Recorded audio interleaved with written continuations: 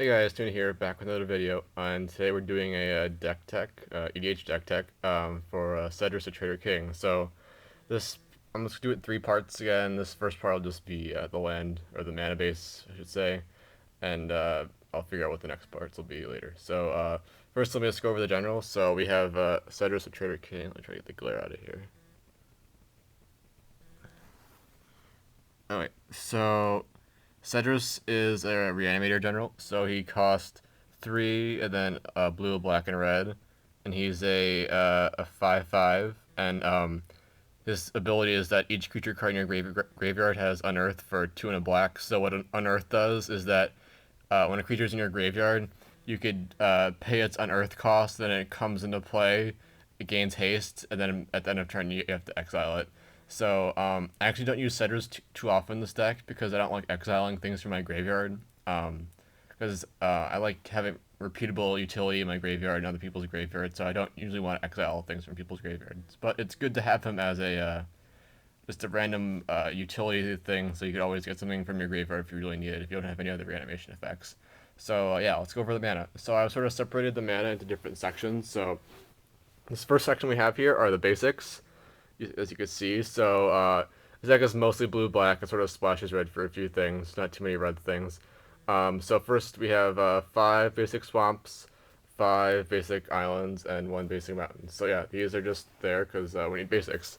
And next I sort of have the color fixing lands. So I'll go over each type of land. So first we have the shock lands. So I have one of each color. I separate them by color too. So we have Watery Grave, Steam Vents, and Blood Crypt, and again, these are all here to fix our mana. They're great fixers. They come into play untapped if you want, but most of the time in EDH they'll come into play tapped. But sometimes you need them to play untapped. That's what makes them really good. And next we have the Filter Lands from Lore and Black. So we have Sunken Ruins, Cascade Bluffs, and Graven Cairns. So again, they fix your mana. So if you need like a double blue source or a double like one certain source to play a high color intensity card, these are very good for that. So yeah, again, they fix your mana and they're very useful at that. And next we have the Pain Lands. So we have Underground Rivers, Shivan Reef, and Sulphur Springs. And these ones are not as good as the other ones. You have to pay a life every time you want to produce the color of the colored mana that they could produce. So they're not as versatile as the other lands here, but they're still good. They're a good budget option, and even this deck which isn't very budget, they're still really good. Since sometimes, most of the time, you're only gonna pay 1 or 2 life with these, because after a while, you're gonna get some of these other fixers, and you won't need to pay life anymore, because you'll have all the mana requirements that you need. And then lastly, our last fixers, we have the tap lands or the check lands from Innistrad and 10th edition.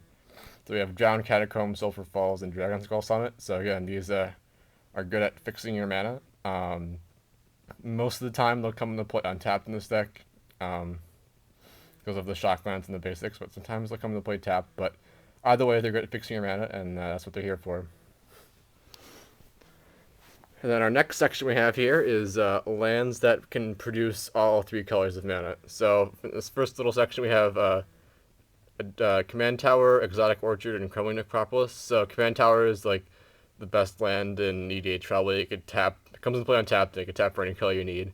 Crumbling Necropolis is basically Command Tower for this deck, but it comes into play tap because it produces blue, black, and red.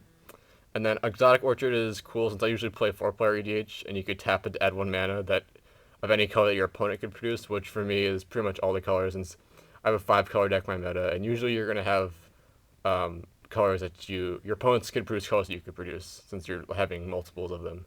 So having lots of opponents makes it very good. It's probably not very good 1v1, but it's a good multiplayer EDH land. And then we have the Vivid Lands, which again, people probably know from Lore and Block, come to play tapped with 2 charge counters, and then you can remove a charge counter to add 1 mana of any color, or you just tap it for the color that they are. So they can produce any color, and they're very useful for that. Last section here, we sort of have utility lands. So the sections for this is sort of hard to configure, but for the first utility lands, we have 2 of the Innistrad Black utility lands. We have Desolate Lighthouse and Affiliated Drownyard, and they're very good for putting things in your graveyard. So Desolate Lighthouse lets you loot, which is when you draw and discard a card, which is very useful in this deck. There's a lot of looting effects. which is very good since we want to draw cards, which is always good in EDH. And we also want to discard cards since we're going to be reanimating a lot of things. So that's very awesome. And then next we have Nephilia Drownyard, and that's pretty sweet because it mills someone for 3. And most of the time we're going to be milling ourselves, but sometimes we want to mill our opponent because we could take stuff from their graveyard too. And then lastly we have Strip Mine, and it's just a good landy effect. If your opponent has a land that just is bothering you, or you just want to screw them out of color fixing, you can sack it and destroy one of their lands. Okay, next we have these 3 lands, which aren't really very similar at all, but we have Temple of the False God, which is a pretty unique land. You tap it for 2, so it's basically an ancient tomb without the life, but you can only play it if you control 5 or more lands. Or you can only use the ability if you control 5 or more lands. So you could actually play it when you have 4 lands, then it counts as the 5th land, you could tap it for 2. So it's very bad in your opening hand, but besides that, it's a pretty sweet card. And then Barren Moor is part of the onslaught cycling land cycle. I only run one of those since I don't like having too many come into play tap lands. So basically what it does is a swamp that comes into play tapped, or you could cycle it from your hand to draw a card. So you could pay it 1 black mana, then discard it and draw a card. So sometimes you just don't need lands and you need to draw a card. So that's what it's there for. And then lastly we have Creeping Tar Pit. So it's a man land from Worldwake. So it comes into play tapped. It also fixes your mana too. So it's sort of both of those sections. But it comes into play tapped, then you could add blue or black. And then you could also make it become a 3/2 unblockable, which is good for pushing through damage.